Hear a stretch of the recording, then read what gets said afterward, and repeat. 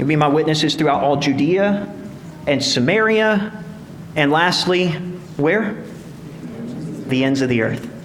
I don't know if you've gotten a brochure from the back. It's been out there for several weeks now, but Alan has put together a good brochure that just gives you an idea of places we support. Of course, there's different things on the front and different works on the back that we support, and how we break. I mean, they put the budget down, the mission team has, of how they're breaking up the money and why this is the goal that they've reached to. So it really helps you to see that what you're giving to and why you're giving today. But my favorite part of the brochure is when you just open it up to the middle and you look on that map and you see all the different places that we can reach. And on today, I can't help but think about some of the missions that I've been a part of in the past, and I hope that you think about some that you've been to. Whether foreign missions or local missions, all the things that you've done, whether it's just helping in the pantry one night or helping hand out clothes or helping with someone that came up to the church looking for, needing some help.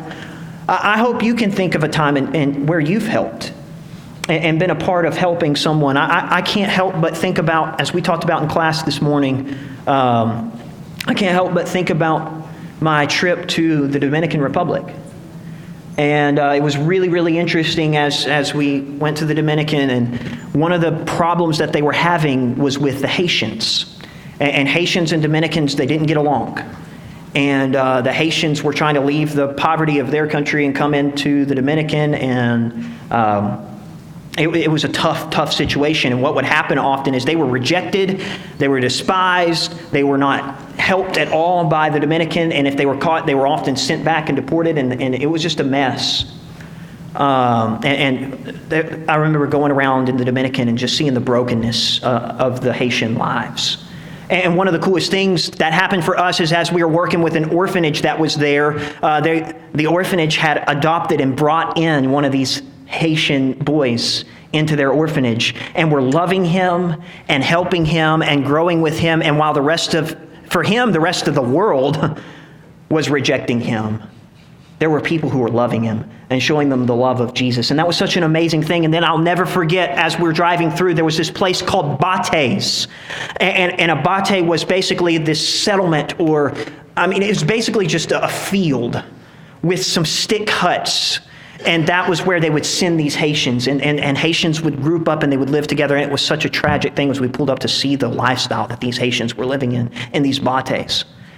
And so we pulled up and decided, look, we're just going to spend an hour at a bate just to get to see it. Because it's something we needed to see, you know. And so they pulled the bus over and all of us got out, and we were just going to look and see what was going on. And then all of a sudden, all of these kids came up. They're not clothed. They're just dirty. They're skinny. They're not taken care of. It's a sad sight. But they came sprinting out of these huts and ran up to us with huge smiles and started giving us hugs. And usually you're careful, you know, and you don't want to offend anybody or do anything. It didn't matter. We were just grabbing up these kids and hugging them and didn't know their names, didn't know who they were, and they didn't know us, but they knew we were there for them. And we played games with them. We loved on them, and we helped them. I mean, we would pull things out of our bus that weren't even for the Haitians. That's not what we had in mind. We had it for other mission efforts, and we said, you know what? No. We've got to help these people.